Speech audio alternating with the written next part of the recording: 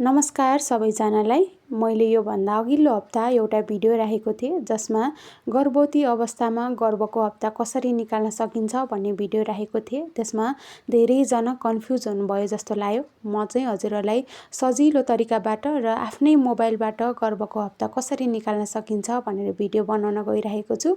यो चाहिँ एकदमै सजिलो तरिका हो। पूरा जानकारी लिनको लागि भिडियो अन्तिमसम्म हेरेर साथ दिनुहोला। हामीलाई जहिले पनि गर्भको हप्ता निकाल्नका लागि सुरुमा अन्तिम महिनावारी थाहा हुनुपर्छ। जस्तो फर इक्जाम्पलको लागि कुनै महिलाको अन्तिम महिनावारी साउनको 20 गते रहेछ भने हामीले जहिले पनि 1 महिना बराबर 30 दिन हुन्छ भनेका छौँ। त्यही भएर हामीले 30 - 20 गरौँ।